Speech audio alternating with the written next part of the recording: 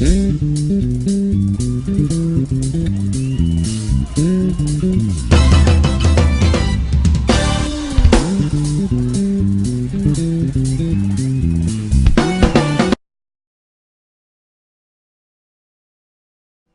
le ministre, nous voudrions vous demander de rejoindre nous sur ce plateau, justement pour un mot de bienvenue avant l'ouverture du spectacle.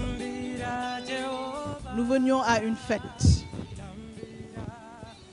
fête au cours de laquelle nous avions prévu de rendre grâce au Seigneur par le chant, d'accompagner les initiateurs de cette première édition de Sunu Gospel, particulièrement Marcel Gomis et ceux qui l'accompagnent, mais également jeter un regard bienveillant aux sœurs carmélites de Sébikotane. Je ne peux terminer mon mot sans féliciter néanmoins les jeunes qui ont été à l'initiative de Sunu Gospel, première édition. Ils ont fait preuve d'audace, ils ont fait preuve d'initiative et en cela, ce sont des jeunes qui sont des modèles pour notre jeunesse. Ce sont des jeunes tels que Marcel Gomis et ceux qui l'accompagnent qu'on aimerait vouloir émerger dans notre pays. Parce que il n'y a pas de plus belle leçon que celle que vous nous donnez ce soir. D'avoir eu une idée, d'y avoir cru, de s'être engagé, d'avoir la volonté et par la grâce de Dieu d'y parvenir ce soir. Tous ceux qui sont venus cet après-midi, ce soir, je voudrais vous remercier d'avoir cru en ces jeunes. Et je voudrais que les jeunes aussi qui sont dans la salle s'inspirent de ces jeunes-là, qu'ils sachent qu'ils sont la force vive de notre pays, que c'est sur eux que nous comptons pour l'avenir de notre pays. Marcel, sois remercié. Que tous ceux qui ont cru aussi à cette initiative, les cœurs qui ont accepté d'avoir cette audace, de partager cette audace, de partager la générosité que vous avez eue en organisant le Sunu Gospel, que ces jeunes soient félicités, encouragés et qu'ils restent dans cette dynamique-là. J'ai accepté d'accompagner l'initiative parce que aussi nous avons eu une pensée pour les sœurs carmélites de Sébikotane.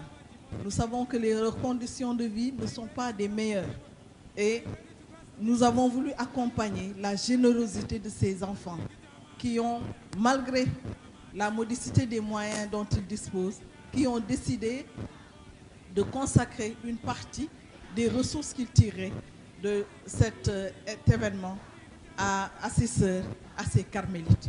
Et je voudrais que nous fassions de même, que chacun d'entre nous, le plus petit sou qu'il a, qu'on puisse les agréger pour aider ces sœurs qui sont dans leur vie contemplative, qui sont retirées du monde, mais qui sont retirées du monde parce qu'elles prient pour le monde. Elles sont hors du monde, mais elles prient pour nous. Et nous avons, nous aussi, à avoir une pensée particulière pour elles et pour tous ceux qui, à travers le monde, prient pour nous, prient pour le Sénégal, prient pour le monde.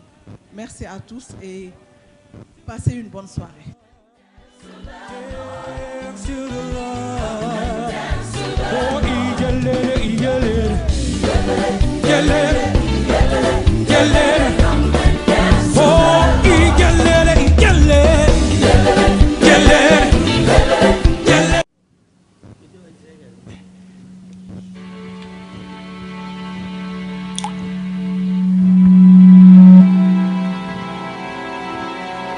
1619.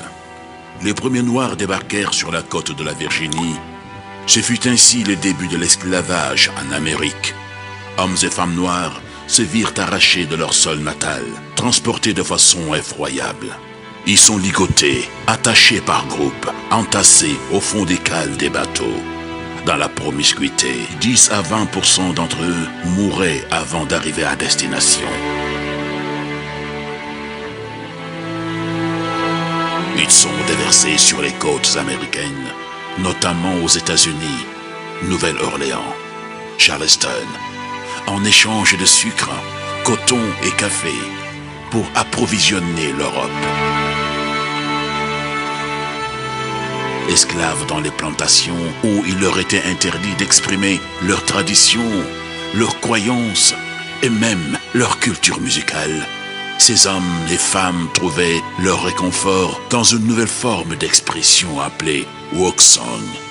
Ces chants en a cappella qu'ils improvisaient pendant leur dure journée de travail, se redonnant courage et noyant leur tristesse.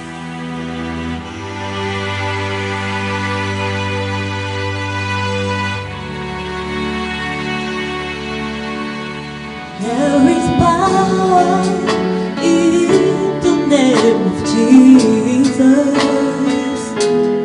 There is power in the name of Jesus. To break every chain, break every chain, break every chain. Yeah. To break every chain, break every chain. Break every chain.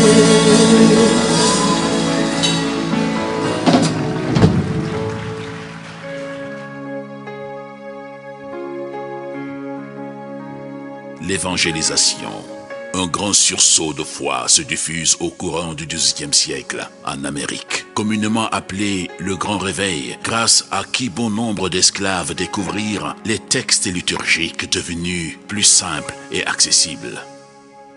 Autorisés à assister aux célébrations, ces esclaves devinrent profondément croyants. Cette nouvelle foi imprégnait les paroles de leurs chansons, car ils trouvaient dans leur déracinement et leur expérience une expérience physique et spirituelle comparable à celle des Hébreux, esclaves en Égypte. Ce mélange de chants en a cappella, aux rythmes africains et versets bibliques appelés négro spirituels permettait à chaque esclave d'enrichir son répertoire de louanges envers Dieu. Après l'abolition de l'esclavage en 1865, ces négro spirituels, repris par les ensembles vocaux des universités afro-américaines, ont pu être découverts par le grand public. Le négro spirituel s'impose dans la pratique liturgique à cause de la puissance des paroles utilisées par les prêtres pour appuyer leur célébration. Commençant à faire le tour du monde et à être accompagné d'instruments de jazz, le négro spirituel entre 1920 et 1930 prit le nom de gospel, évangile en français.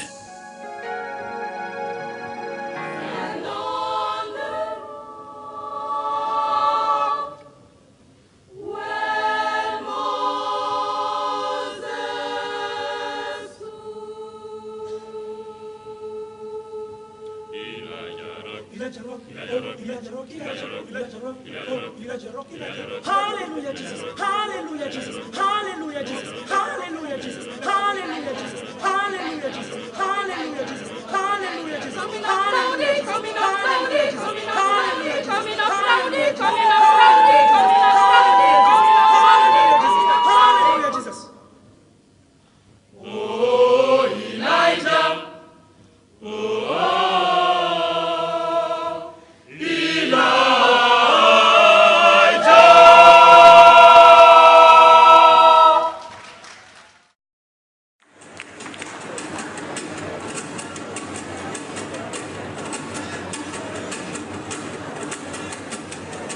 La révolte ou encore le combat des droits civiques. Laissant rancœur dans les cœurs de l'homme blanc, l'abolition de l'esclavage donna naissance à un système ségrégationniste. Ces noirs, libres, victimes de violences, de lynchage et de haine. Des figures comme le pasteur Martin Luther King, fervent militant pour les droits de l'homme noir, font revivre et réadaptent le gospel pour défendre les droits du peuple noir.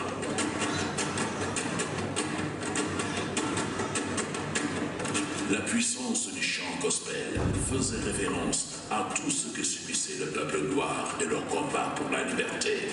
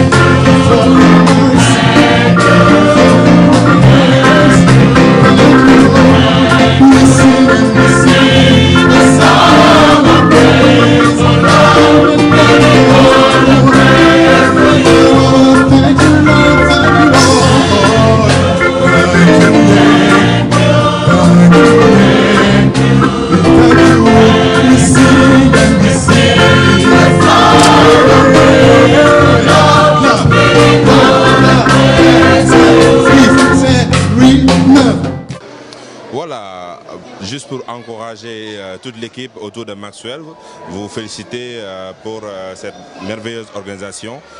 C'est pas tout facile pour des jeunes d'organiser de tels événements, donc j'imagine que c'est l'amour du gospel qui vous anime pour que vous puissiez organiser un tel concours, plutôt une telle soirée pour regrouper autant de personnes et avec un but qui est noble. Venir en aide aux sœurs carmélites, et je pense que c'est une initiative qui devrait engager tous les chrétiens, tout le monde, toutes les personnes sensibles à ce projet, et je souhaite vraiment beaucoup de bonheur, beaucoup de continuité pour Sunu Gospel, que vous puissiez davantage faire des merveilles et faire découvrir la valeur du gospel sénégalais. Je dirais que tout est grâce. Et la gloire, comme lui-même il l'a dit, est à rendre au Seigneur notre Dieu. Lui qui nous donne toujours d'avoir part à l'héritage des saints. Parce que chanter le Seigneur, c'est ce que l'univers entier fait incessamment à l'endroit de notre Seigneur. Et aujourd'hui, je suis très heureux de voir Marcel, et en tout cas tous ceux qui contribuent à l'essor du chant choral à travers le gospel, organiser cet événement. Marcel, tout ce que je peux dire de cet homme, c'est que c'est un homme très ambitieux, très entreprenant et puis qui fait toujours confiance au Seigneur, un homme de prière. Et c'est en cela que j'ai tenu tout simplement à être présent, parce que longtemps on a cheminé ensemble. Pendant que j'étais aumônier des jeunes de Keur Massar, il était le responsable des jeunes. Alors l'impression que cet événement me donne, c'est tout simplement une impression d'action de grâce et de joie.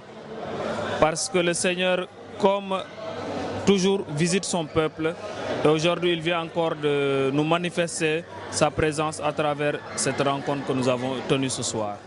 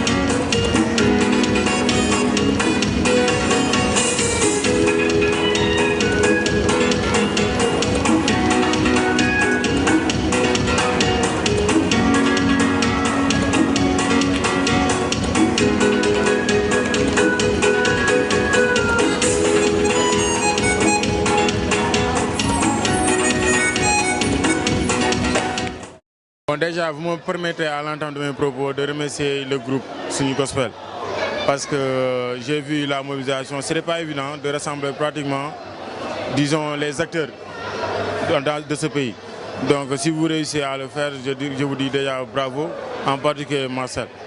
Donc, bon, comme impression, j'avoue que c'est quelque chose de très beau pour moi parce que j'avais l'habitude de voir des histoires de gospel en général à la télé. Mais bon, voir ce spectacle, honnêtement, on était très satisfaits. Alors je dirais excellente initiative à renouveler et j'espère que pour les années qui vont suivre, vous aurez encore beaucoup plus d'entreprises qui vont vous accompagner. Vraiment, bravo, bravo. Voilà, je pense que c'était une belle nuit de gospel et une chose à refaire et à refaire encore et encore parce que c'était vraiment du bon travail. Et personnellement, ça a été une belle expérience pour moi. Vraiment.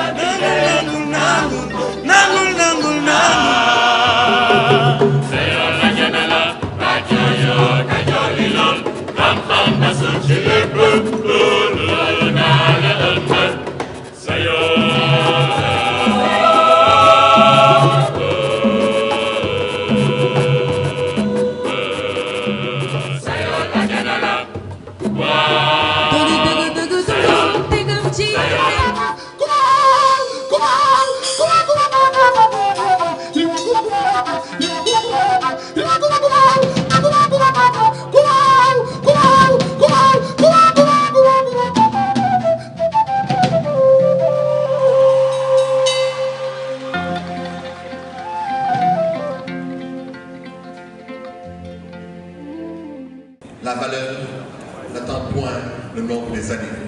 L'avenir est devant vous. Que Dieu fortifie tout cela. Qu'il vous soutienne, qu'il conforte ce groupe, puisque vous allez de l'avant d'année en année. Et que cette première édition porte beaucoup de fruits. Je voulais vous demander, en tant que parrain, d'être vous tous ici présents, les parrains de ces jeunes. Qu'on ne les laisse pas, mais qu'on ait un regard sur eux et qu'on les soutienne. Monsieur le ministre, je vous félicite et je vous remercie pour votre présence, vous et votre dame.